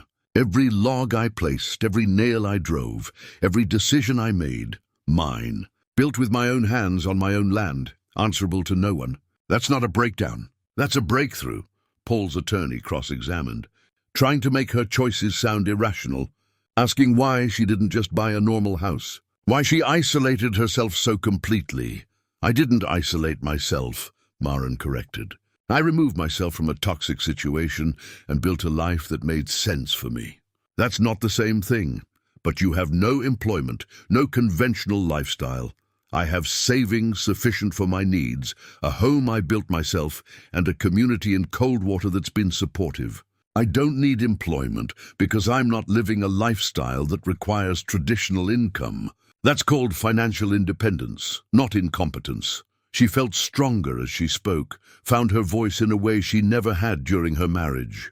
This was Paul's worst nightmare, her standing up for herself, refusing to be diminished, claiming her own power. The judge asked a few questions directly, probing her mental state, her decision-making process. Maren answered clearly and calmly, explaining the careful planning that had gone into every choice. Mrs. Fletcher, do you believe you're mentally competent to manage your own affairs? Yes, Your Honor. I made unconventional choices, but unconventional isn't the same as incompetent. I purchased property legally, built a structure following proper techniques, maintained my physical health and safety. The fact that my choices don't look like traditional retirement doesn't make them wrong. When she stepped down, she caught Paul's expression, anger breaking through the mask of concern. He'd expected her to crumble under questioning. Instead, she'd stood firm, but the hearing wasn't over. Ms. Bennett, the judge said, do you have additional witnesses? Yes, Your Honor. We call Eli Rhodes. Maren's heart clenched as Eli stood. She could see his hands shaking, see the pallor in his face. He walked to the stand like a man heading to his own execution. He swore the oath, his voice barely audible. Sarah began gently. Mr. Rhodes, how do you know the petitioner? Eli's throat worked. The courtroom waited. Maren willed him to find his voice, to push through the panic she knew was threatening to swallow him. He stopped, swallowed. My property borders hers. I've been watching her build her cabin since October, watching from a distance or observing closely. Both at first from a distance. Then I started helping with the construction. And in that time, what have you observed about Mrs. Fletcher's mental state and capabilities? This was it. The moment everything hinged on. Eli's hands gripped the witness stand. His breathing was too fast. Maren could see the panic attack building, could see him starting to shut down. Then his eyes found hers across the courtroom. She mouthed silently, "You can do this." Something steadied in his expression. He took a breath, and when he spoke again, his voice was stronger. "Maren Fletcher is one of the most capable people I've ever encountered," Eli said, his voice gaining strength with each word. "I was a professional carpenter for 30 years. Built houses, cabinets, furniture, custom work all over Wyoming. I know quality craftsmanship when I see it." He pulled the wooden clamp from his pocket, the one with his initials, the one he'd given her, and held it up. "I made this 40 years ago. It takes skill to recognize what tool will solve a problem, and she knew immediately. She's built an entire cabin with proper technique, square corners, load-bearing walls that'll stand for generations. That doesn't happen by accident or incompetence. That happens through planning, skill, and determination." Sarah nodded encouragingly. "Can you elaborate on the construction quality?" "The foundation is solid riverstone, properly mortared. The log walls are chinked correctly, with proper drainage considerations. The roof frame uses standard timber framing techniques with appropriate snow load calculations. The fireplace—" He paused, and Maren saw emotion flash across his face. "The fireplace is better work than most professionals could do. She learned from her father's manual and executed it perfectly. So in your professional opinion, Mrs. Fletcher demonstrated competence in a skilled trade. More than competence, excellence." Eli's voice was firm now, the panic pushed aside by purpose. "Building a cabin alone is brutally hard work. Most people couldn't do it. She did it and did it right. Maren Fletcher is one of the most capable people I've ever encountered," Eli said, his voice gaining strength with each word. "I was a professional carpenter for 30 years. Built houses, cabinets, furniture, custom work all over Wyoming. I know quality craftsmanship when I see it." He pulled the wooden clamp from his pocket, the one with his initials, the one he'd given her, and held it up. "I made this 40 years ago. It takes skill to recognize what tool will solve a problem, and she knew immediately. She's built an entire cabin with proper technique, square corners, load-bearing walls that'll stand for generations. That doesn't happen by accident or incompetence. That happens through planning, skill, and determination." Sarah nodded encouragingly. "Can you elaborate on the construction quality?" "The foundation is solid riverstone, properly mortared. The log walls are chinked correctly, with proper drainage considerations. The roof frame uses standard timber framing techniques with appropriate snow load calculations. The fireplace—" He paused, and Maren saw emotion flash across his face. "The fireplace is better work than most professionals could do. She learned from her father's manual and executed it perfectly. So in your professional opinion, Mrs. Fletcher demonstrated competence in a skilled trade. More than competence, excellence." Eli's voice was firm now, the panic pushed aside by purpose. "Building a cabin alone is brutally hard work. Most people couldn't do it. She did it and did it right." Paul's attorney stood for cross-examination, clearly hoping to rattle this witness who'd seemed so shaky initially. "Mr. Rhodes, isn't it true that you've been living as a hermit for the past decade? That you have no social connections and rarely speak to anyone?" Eli's jaw tightened, but he didn't flinch. "Yes. So how can we trust your assessment of someone else's mental health when you've been isolated yourself?" "I didn't say anything about her mental health. I spoke about her skills, her capabilities, her work quality. Those are things I'm qualified to assess. But your own isolation, doesn't that make you perhaps too sympathetic to someone making unusual lifestyle choices?" Eli was quiet for a moment. When he spoke, his voice carried a weight that silenced the courtroom.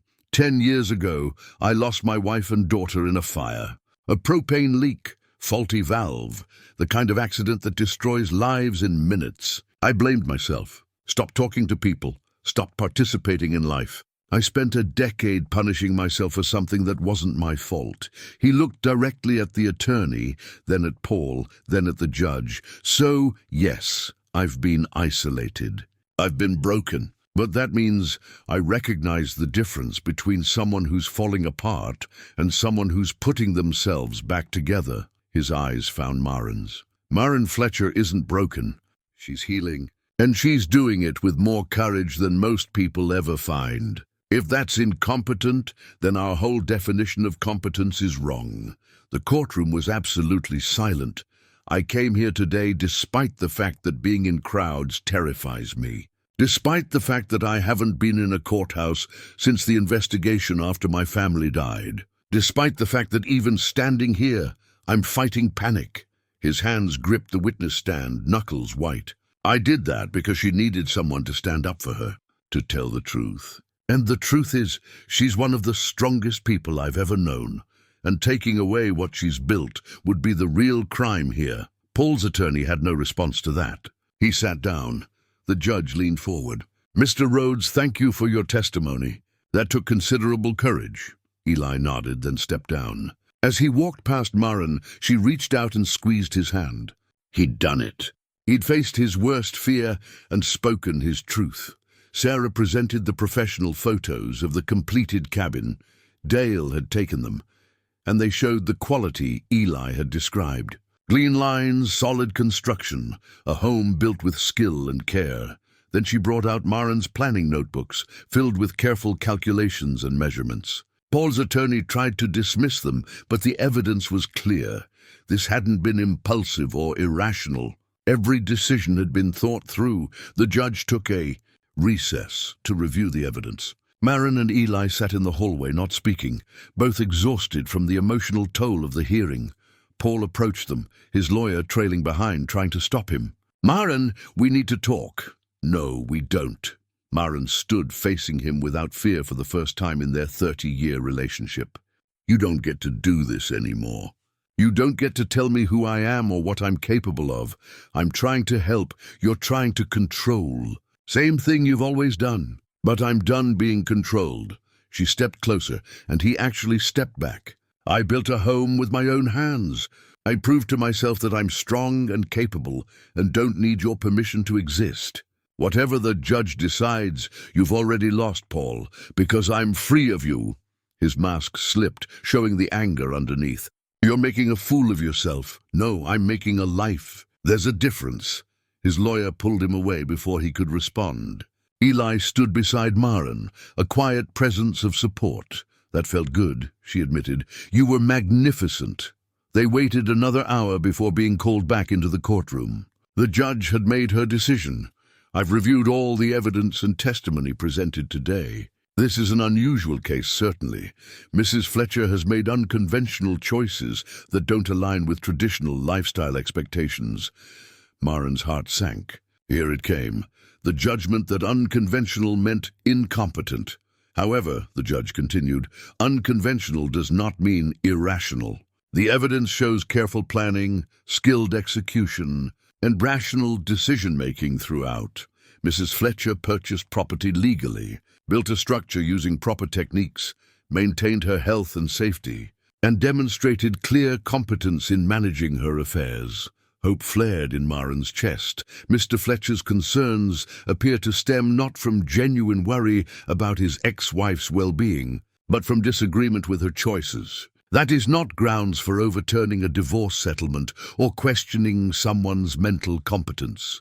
The judge's voice sharpened. Furthermore, the surveillance photographs and this legal action itself suggest an attempt at continued control rather than legitimate concern. Paul's face went red. The petition is denied. The divorce settlement stands. Mrs. Fletcher is clearly competent to manage her own affairs, and I see no reason for court intervention. The judge looked at Paul. "Mr. Fletcher, I strongly suggest you accept your ex-wife's independence and cease any further legal harassment. Relief flooded through Maren so powerfully she had to sit down. Eli's hand found hers, gripping tight. They'd won. She'd won. Paul couldn't take her land, couldn't take her freedom, couldn't take what she'd built. Outside the courthouse, Sarah shook their hands. That testimony from Mr. Rhodes turned everything. The authenticity, the courage it took, that resonated with the judge. "Thank you," Maren said, "for everything. You did the hard part. You built something worth defending." As Sarah left, Maren turned to Eli. He looked exhausted, wrung out from facing his fears, but also lighter somehow. "You were incredible in there," she said. "I meant every word." He pulled the wooden horse from his pocket. "Lucy's horse," and looked at it thoughtfully. "Catherine always said courage is being scared and doing it anyway. I finally understand what she meant. She'd be proud of you. I hope so." He tucked the horse away. "I'm proud of me too. First time I've felt that in 10 years. They stood on the courthouse steps, two broken people who'd fought for each other and won, watching the sun set over Cheyenne. "What now?" Eli asked. "Now we go home." Maren smiled. "Back to the cabin. Back to the life I built. Back to—" She paused, then decided to be brave herself. "Back to figuring out what this is between us." Eli's eyes warmed. "I'd like that." "Me too." They walked to her Subaru together, ready to drive back to the wilderness, to the cabin that had become more than shelter. It had become proof of what they both could do when they chose to be brave. The journey home felt different than the journey there.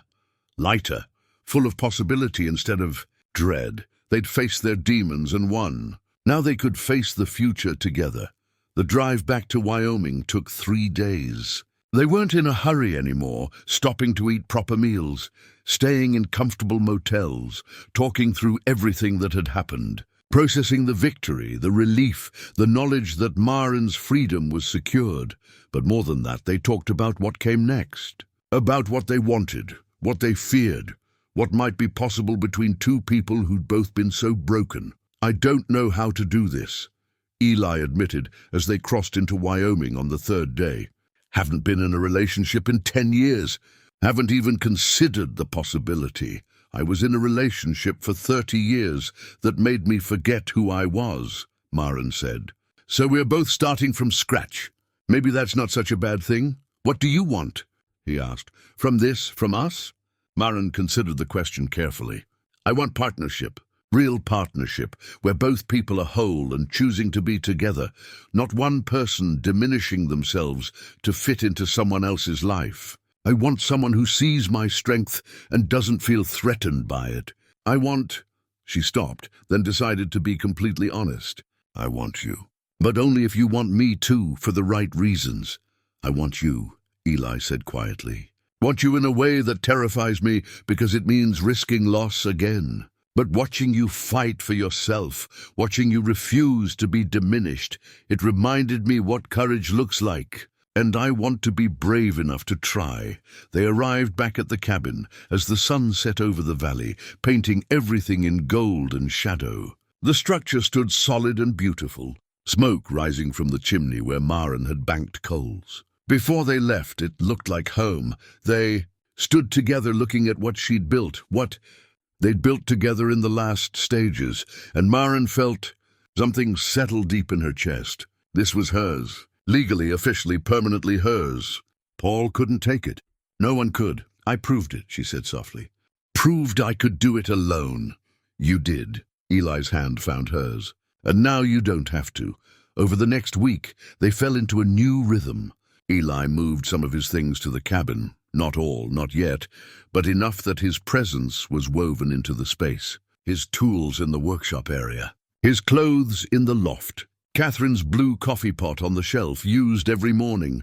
They worked on projects together, building furniture, expanding the workshop, planning a spring garden. They cooked meals together, sat by the fire together, talked about everything and nothing, and slowly, carefully, they began to explore the physical side of their connection. A first kiss, standing in the snow outside the cabin, soft and tentative, holding each other through the nights as winter deepened, finding comfort in presence and touch. It wasn't rushed. Neither of them needed that. They'd both spent too long in relationships that demanded more than they could give. This was different. Two people choosing each other from wholeness rather than need, taking their time, building something solid. One evening in late November, Eli brought something to the cabin. A piece of smooth maple wood and his carving tools. "What are you making?" Maren asked. "A sign." "For above the door." He showed her his sketch, both their names carved in elegant script with space for each one. Fletcher Rhodes. "If that's all right with you." Tears pricked Maren's eyes. "It's more than all right." She watched him work over the next few evenings, his skilled hands bringing the sign to life. The carving was beautiful. Careful lettering, decorative scrollwork at the corners, a permanent marker of shared space and shared life. When he finished, they hung it together above the door. It caught the afternoon light, the letters standing out bold and clear. Fletcher Rhodes, two names, two lives, one home. That evening, they sat by the fire with coffee in Catherine's pot, and Maren pulled out her father's survival manual. She'd carried it through everything, had used it to build this cabin, this life. She opened to the last page, where her father had written a final note years ago. "Building a home isn't just about walls and roofs," she read aloud. "It's about creating a place where you can be fully yourself, where you're safe and seen and valued. Sometimes you have to build that home with your own hands before you can share it with someone else. But when you find the right person, the home you built alone becomes the home you built in your heart." Eli listened, then added, "Catherine used to say something similar, that a house becomes a home when it holds love, not just furniture." Wise woman. She was. He smiled. Sadness and fondness mixed together. "She'd have liked you. Would have said you had the right kind of strength. I wish I could have known her." "And Lucy?" "Me too." He pulled the wooden horse from his pocket, Lucy's horse that he still carried everywhere.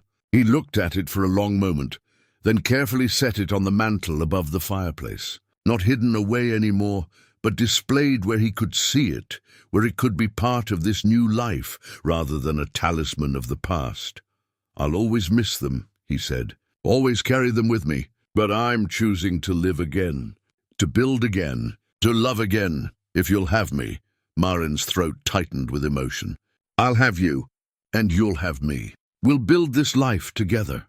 They kissed then, beside the fire in the cabin she'd built, and it felt like coming home in a way nothing else ever had. Outside, a sound made them both look toward the window. Red the fox stood in the clearing, clearly visible in the moonlight.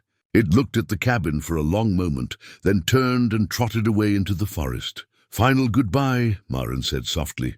"It's completely healed now. Doesn't need us anymore. You helped it survive long enough to be wild again. That's no small thing." "We helped each other survive," she corrected. "All three of us, you, me, and Red, found each other when we needed it most, gave each other time to heal." Eli pulled her close. "And now? Now we live. Really live. Not just survive." She looked around the cabin, at the solid walls, the warm fire, the sign above the door bearing both their names. "Now we choose joy and connection, and building something new from what we thought was broken. Together, together." They stood at the window watching the empty clearing where the fox had been, and Maren felt a peace she'd never known before.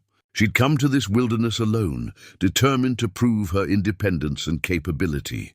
She'd built a home with her own hands, stood up to her past, claimed her own power, and in the process, she'd found something she hadn't been looking for.